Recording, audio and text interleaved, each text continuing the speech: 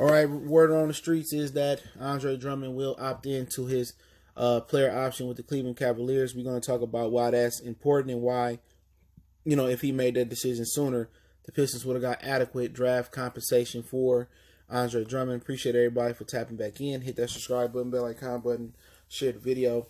And, Piston Nest news. And, like I said before, Andre Drummond, I did a video a while ago before the channel got hacked. Andre Drummond sabotaged the Detroit Pistons trade search for him. Okay. He should have just said, once he was negotiating with other teams with extension. And that's how the Pistons was going to get a first round draft pick or better compensation for him. His price was too high. So he found out that, teams like the Clippers, the Hawks, the Knicks, they wasn't going to pay him that amount of money to play there. When he found that out, he should have told Ed Stefanowski. He should have told Malik Rose. He should have told Tom Gores that, till these teams, I'm going to opt in next year. I promise you, I'm going to opt in to my player option next year. I'm going to stay one more year. And that way, you guys can get good compensation and I can go somewhere, and prove that I'm worth the money that I'm asking for. He could have easily done that.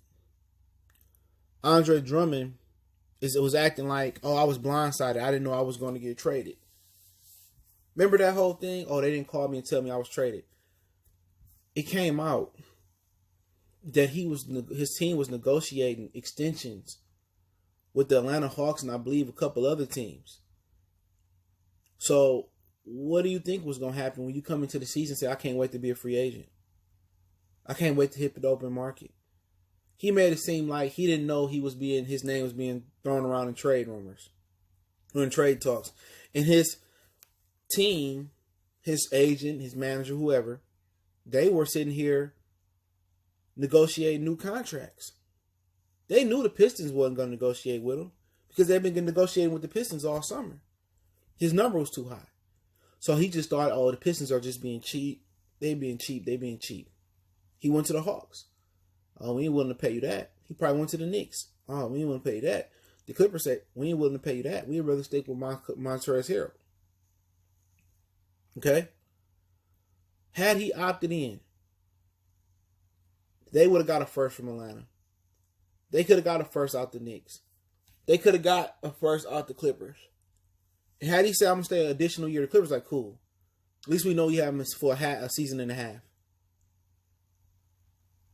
That just shows you where his mind was at.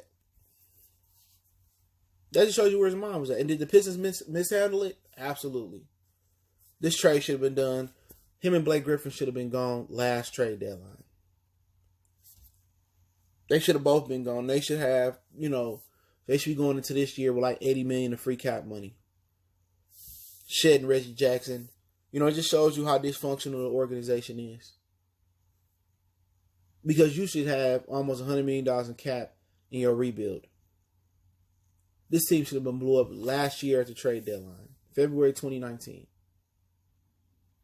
And then Drummond sits here and sabotages the franchise, knowing that nobody's going to pay him a supermax deal. Nobody. His position is a position that they're trying to erase out of NBA history. You know what I'm saying? All they want is to stretch four. And then he's not a traditional center neither. People saying, Andre is traditional, like bone in the wing. No, he's not traditional because he cannot post up and get you a bucket. Andre Drummond is a $10 to $15 million player in this league. People in Detroit overrated him.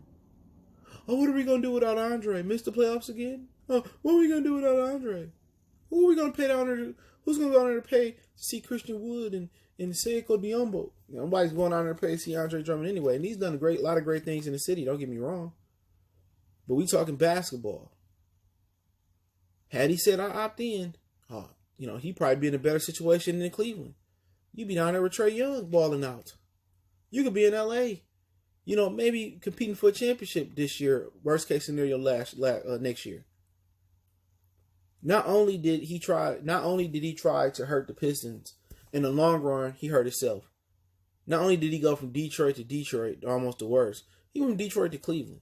When you could have went to Atlanta, you could have went to New York, you could have went to the Clippers and won. But Andre Drummond, all he cared about the money. And as soon as he went over to Cleveland, it was already word that he was going to opt back in. So Cleveland hit a lick on the Pistons. They hit a lick on Atlanta. They hit a lick on New York. They hit a lick on the Clippers. They hit a lick on him. They got him for 2 second-round picks and got him to commit to player option year. Did anybody think Drummond was going to get $30 million, over $28 million a year? Did anybody was stupid enough to believe that he was worth that? If the Pistons didn't see him being worth that, who else would have seen him being worth that? The Cavs, they still ain't gave him no extension. He got to go out there and prove it next year. In the process, he hurt us, the Pistons. In the process, he hurt himself. He took a championship out of his mouth.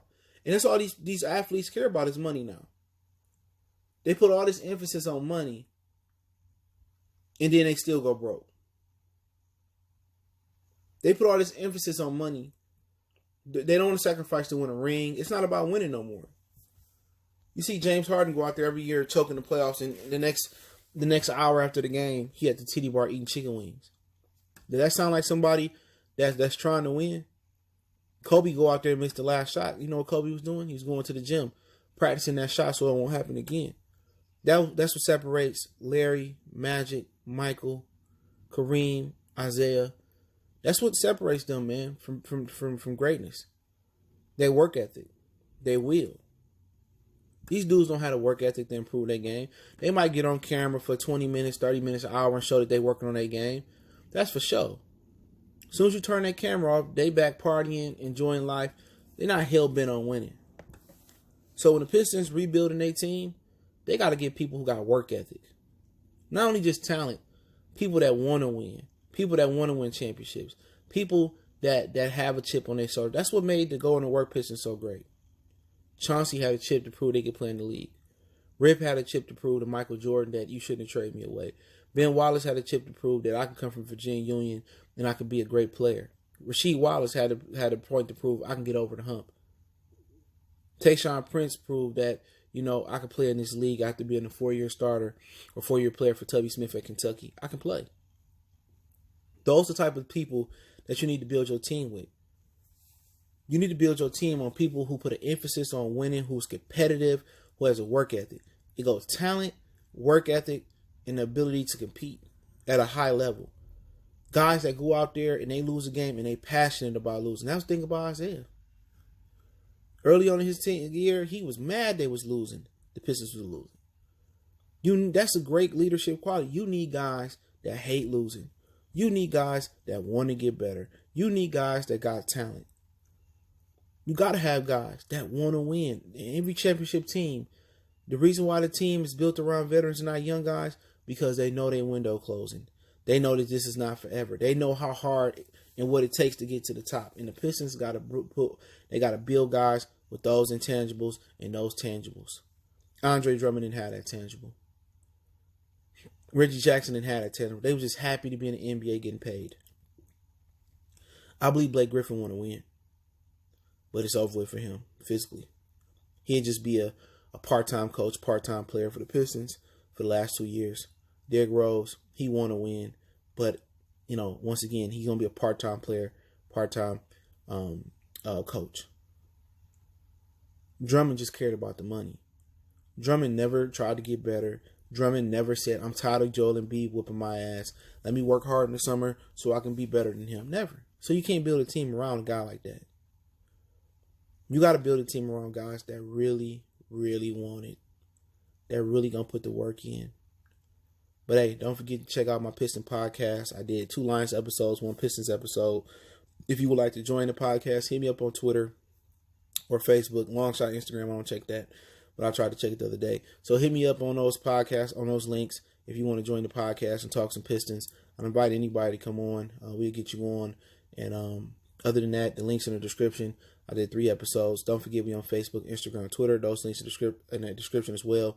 Appreciate the love, support. If you need to just reach out to me for a business question, inquiry, sponsorship, video request, or just want to chop it up, or you want a request to be on a podcast, I'll get back to you at my earliest convenience. Want to make a donation to the channel, Cash App, PayPal description. Best way to donate is to share the video. Check out our Detroit Piston playlist for more videos like this. We gone.